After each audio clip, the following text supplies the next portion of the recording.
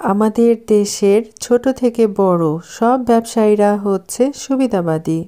আর সেজন্য আমরা যারা সাধারণ জনগণ আছি আমাদেরকে অনেক বেশি বেশি চালাক চতুর হতে হবে। প্রিয় ভাই বোন বন্ধুরা, সবাইকে আসসালামু আলাইকুম এবং আদাব। সবাই কেমন আছেন? আশা করছি অনেক অনেক ভালো আছেন।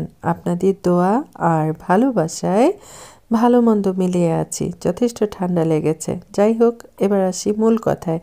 কেন বললাম আমাদের দেশের ব্যবসায়ীরা সুবিধাবাদী?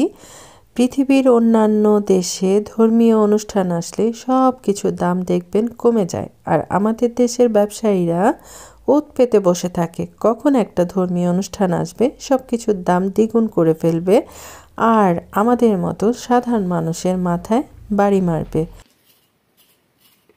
এখন একটু ফ্রি আছি, আর বাবার বাসা থেকে আসার সময় নিয়ে আসছিলাম, আদা কেনাকাটা করে নিয়ে আসছিলাম। আদা শেষ হয়ে গেছে।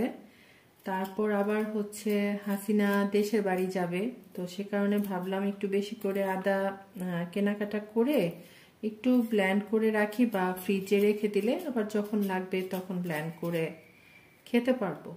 তো আদা কিনতে গিয়ে তো আমার খুব বেশি ভালো লাগলো, আদার দামটা একদম কমে গেছে।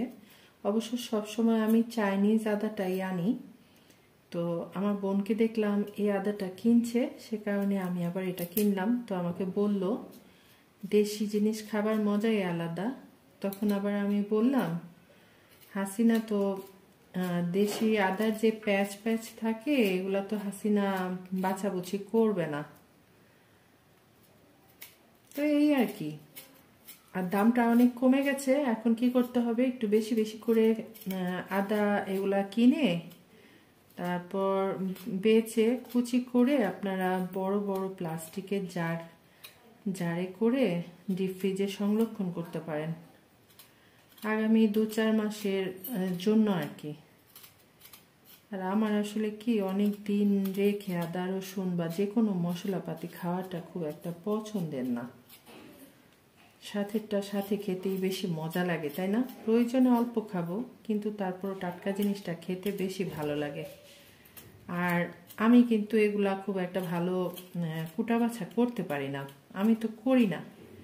তো এখন চিন্তা করলাম এগুলা যদি হাসিনা দেখে, হাসিনার পুরা মাথা নষ্ট হয়ে যাবে।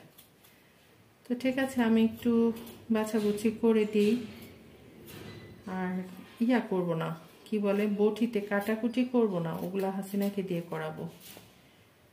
আমি যতটুকুন সম্ভব হয় একটু বেছে রাখি। এটা দেখানোর একটা উদ্দেশ্য আছে।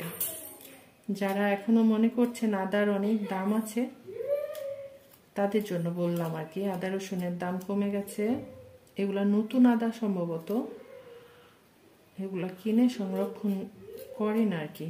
আমাকে দেখে কেউ একজন যদি রাখে, কেউ একজন যদি সংগ্রহ করে, তাহলে আমার বলাটা সার্থক হবে, তাই না? এগুলা বাঁচতে অনেক কষ্ট আসলে। অনেকক্ষণ ধরে একটা বাছাবুছি করলাম আর কি। তো ধীরে ধীরে যতটুকু সম্ভব আমি করব, বাকিটা হাসিনাকে দিয়ে করাবো। সামনে কিন্তু রমজান চলে আসছে, ইচ্ছা হলে কিন্তু আপনারাও আদা কিনে তারপর সংরক্ষণ করতে পারেন। আমি কিন্তু জানি না আদার দামটা যে কমে গেছে। সকালবেলা হাসিনা আসছিল, তখন আমাকে বলছে আদার দাম কিন্তু আপা অনেক কমে গেছে। তখন আমি জিজ্ঞেস করলাম, আচ্ছা কত দাম কমেছে বলো তো? বলে 100 টাকা কেজি, ভ্যান থেকে নিয়েছি, অনেক সুন্দর আদা। তো আমি আবার কিনতে গেলাম, তখন আমাকে বলল 150 টাকা কেজি। তো আমি আবার অনেক বার্গেনিং করছিলাম যে না, আমার বাসায় আরেকজন এসে বলছে যে 100 টাকা, আপনি আমার কাছ থেকে কেন চাইছেন? বলে 100 টাকার আদা 100 টাকাই। তো যাই হোক, অবশেষে 130 টাকা কেজিতে আমি 200 টাকার আদা এনেছি, আর খুব সুন্দর করে খোসাটা ছাড়িয়েছি।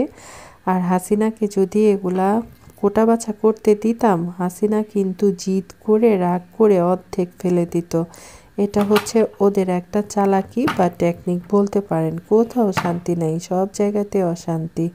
আরেকটা বিষয় হচ্ছে, ওই যে বললাম বহির্বিশ্বে সব কিছুর দাম কমিয়ে দেয়। কেন কমিয়ে দেয় জানেন? ওরা কিন্তু আল্লাহকে ভয় করে।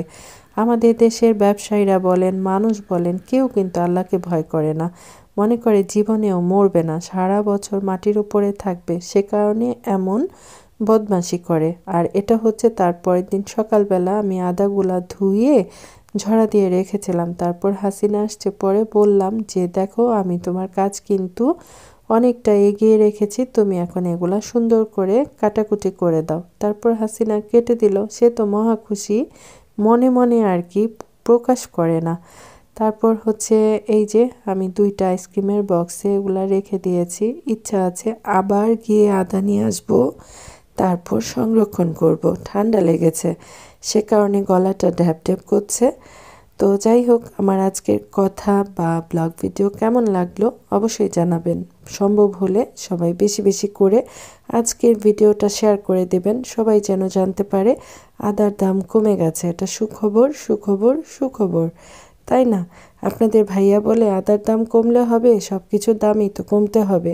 আমি বললাম যেটুকু পেলাম তাতেই সন্তুষ্ট থাকতে হবে, এই আর কি। তো এই তো এখন এটা ডিপ ফ্রিজে রেখে দিব, আর আমিও বিদায় নিয়ে নিব। সবাই খুব বেশি বেশি ভালো থাকবেন, সুস্থ থাকবেন, আমার জন্য দোয়া করবেন। আল্লাহ হাফেজ, আসসালামু আলাইকুম।